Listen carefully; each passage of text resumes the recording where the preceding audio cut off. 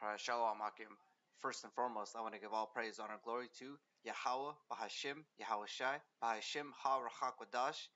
Double honors to the Apostle of Great Millstone, and shout out to all the Akim pushing out this word into sincerity. Alright, in this video, I'm going to be talking a bit on Christmas and its pagan roots. But first, I'm going to read a few precepts on Yahweh Shai's conception being in the month of Abib, which is about March or April, according to the Gregorian calendar, which we're following right now. Alright, so I'm going to start off right here in Luke 2 and 41. Now his parents went to Jerusalem every year at the feast of the Passover. And when he was 12 years old, they went up to Jerusalem after the custom of the feast. Alright, so Passover was when it was the beginning of the months of the Hebrew calendar. And it marks the day of when we left Egypt. Alright, so I'm going to bring out the history here in Exodus 12 and 1. And the Lord Yahweh spake unto Moses and Aaron in the land of Egypt, saying, This month shall be unto you the beginning of months. It shall be the first month of the year to you. And right here in Exodus 13 and 3. And Moses said unto the people, Remember this day in which ye came out from Egypt, out of the house of bondage. For by strength of hand of the Lord Yahweh brought you out from his place. There shall no leavened bread be eaten. This day ye out in the month of Abib.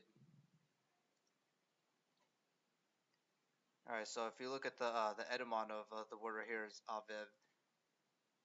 I'm going to play it on the Strongs. Strong's H24. Aviv. Aviv. Alright, so you look here in the outline of biblical usage. It's fresh, young barley ears, barley. The month of ear forming, of greening of crops, of growing green Abib. The month of Exodus and Passover, March or April. Yeah, it says it right here, March or April.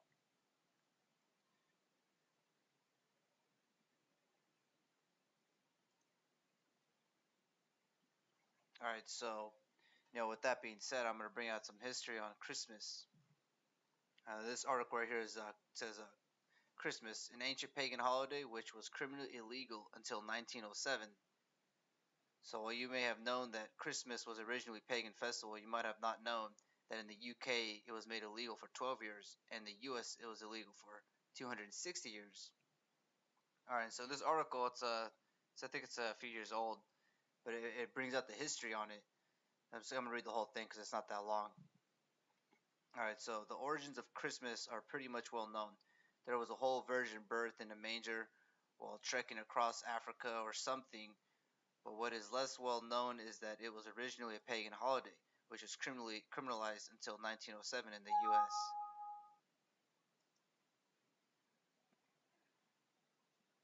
Alright, it was in 601 that Pope Gregory I wrote to Meltius, his missionary in England, telling him not to stop such ancient pagan festivals, but to adapt them to the rites of the church, only changing the reason of them from a heathen to a Christian impulse. So right here, this quote right here is basically the whole history on Christmas. It's because it's not biblical. It's a pagan holiday known as Saturnalia, that the pagans in that area at the time, that's the holidays that they were celebrating. And the Catholic Church, they're pretty much just after the bag. They're just trying to get more people into their congregation. Alright, so I'm going to continue reading. So all those who have been claiming for years that Christmas was in fact actually a pagan holiday, you were right, and Pope Gregory I handily put it in writing for you. That said, Christmas also moved around the globe between 900 and 1000 Common Era CE, and was adapted to match the winter celebrations there as well.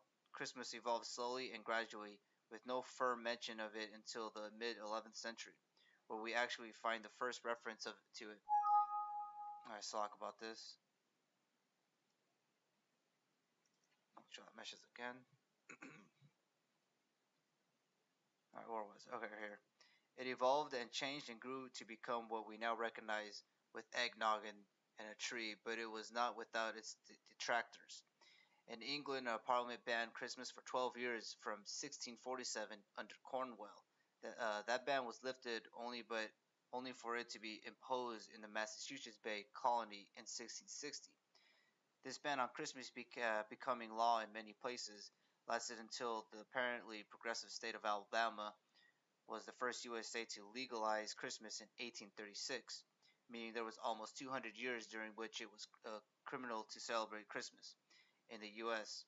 Oklahoma became the very last state to make Christmas legal again in 1907, despite the U.S. Making it a federal holiday in 1870.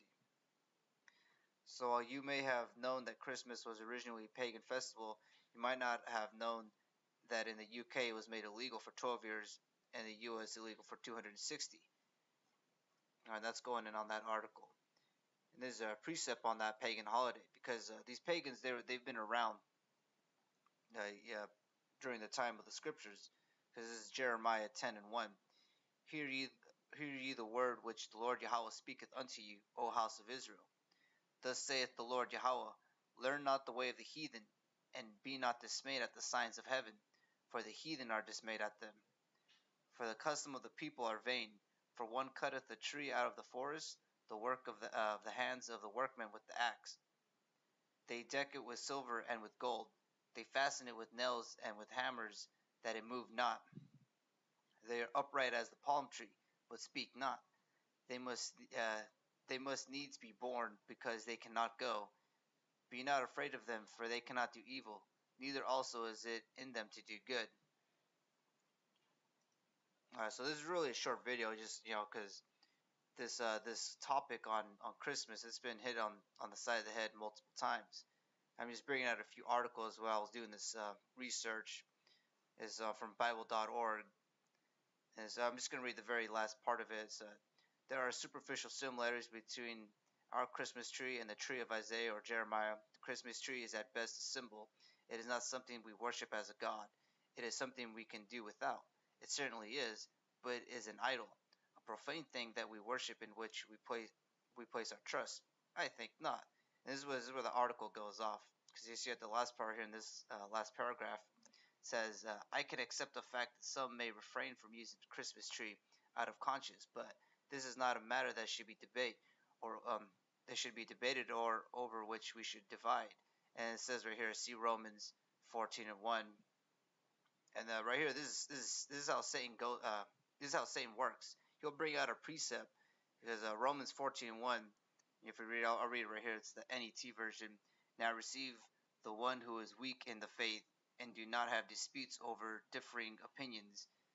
And see, like I said, that's how Satan gets at you, because he'll use a precept to throw you off, not knowing that this precept has nothing to do with worshiping pagan holidays.